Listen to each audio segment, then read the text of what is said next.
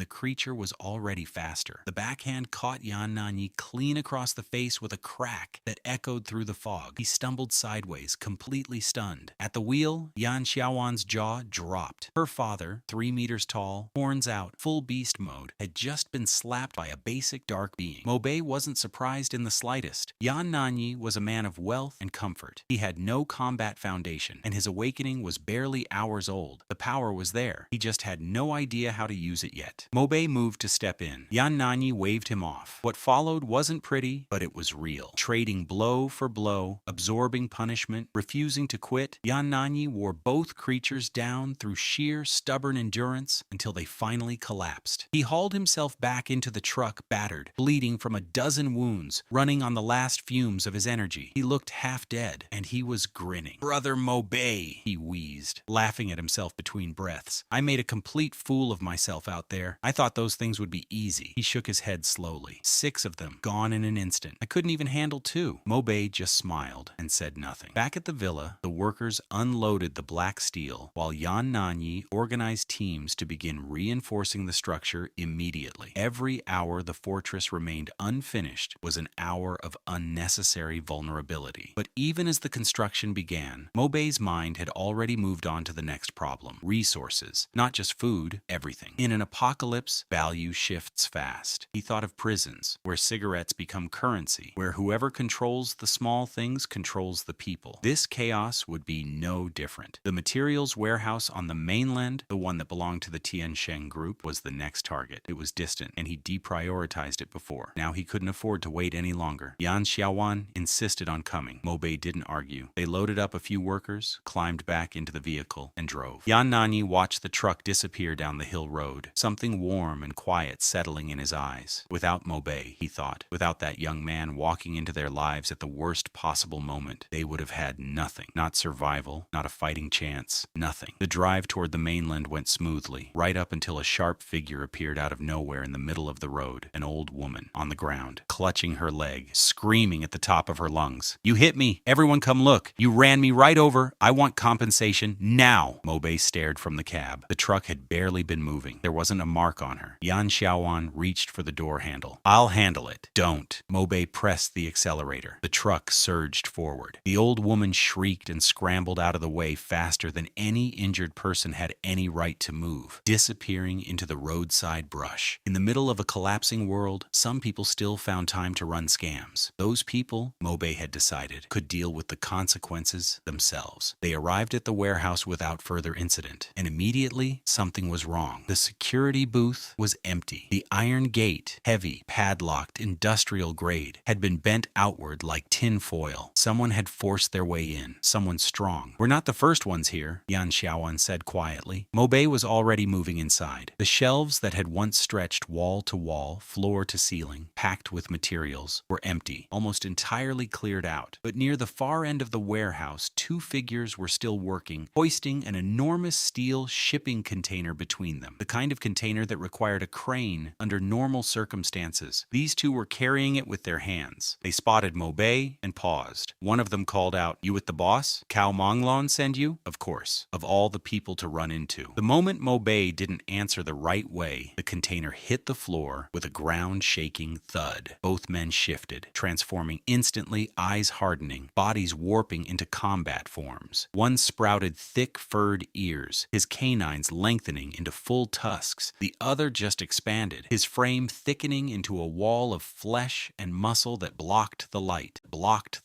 Mobei looked at them, unimpressed. "Tell me where Cao Manglon is?" The mountain of flesh laughed, a deep rolling sound, and took one heavy step forward. "First you fight me. Let me show you what I can do." A single black feather left Mobei's wing. It hissed through the air, and the mountain of flesh detonated, electricity tearing through every inch of him before he finished falling. What had been a hulking, seemingly unstoppable figure was gone before he hit the ground. The other man went very still. Something warm began spreading down his leg, pooling on the concrete floor. "Don't kill me," he said, his voice cracking. "I'll tell you everything." Mobei listened. Room 288, Shingian apartment complex, beside Wing Garden. He reached up, pulled a single feather free, and flicked it casually. It sank between the man's eyebrows. His eyes stayed open. He didn't have time to close them. "Let's go," Mobei said, folding his wings. "We're heading to 5-Star Garden." Yan Xiaowan fell into step beside him without hesitation. She knew exactly where they were going, straight into Cao Manglon's territory, walking into the lion's den with two people and no backup plan. And somehow, with Mobei at her side, she wasn't afraid. There was something about him, something that made even fire and falling mountains feel manageable. The drive over was less than 30 minutes. The city around them was already fracturing, smoke columns rising from shopping centers, distant sounds of fighting rolling through broken streets. Mobei didn't slow down for any of it. Cao Manglon was the priority. Everything else could wait. They pulled up to 5-Star Garden and stepped out of the car. A door opened across the courtyard. A broad-shouldered man stepped into the open air, jacket half open, cigar clamped between his teeth, a crowd of fighters filling in behind him. His eyes landed on Mobei, and recognition clicked into place immediately. Cao Manglon. His expression darkened fast. He'd heard Mobei's voice on that phone call. He'd convinced himself the other man was bluffing, or at worst testing him, not actually stupid enough to show up at his doorstep. And yet here he was. Two people, walking right up to the front door like it was nothing. Cao Manglon scanned the pair of them, jaw tightening. His crew stood behind him, every single one of them an awakened beast warrior, transformed and ready. He raised one hand slowly. "Everyone," he said, his voice dropping low and hard, "prepare for battle. 3 cans of beef to whoever takes him down first." The words had barely left Cao Manglon's mouth before his crew lost their minds. They surged forward as one, transforming mid-stride, bodies warping and swelling as pig snouts, dog ears, bull horns, and sheep horns erupted across their frames. The air filled with the sound of cracking bones and tearing fabric as a wall of beast warriors bore down on a single person. Yan Xiaowan felt her stomach drop. She'd seen what Mobei could do. She knew how strong he was, but this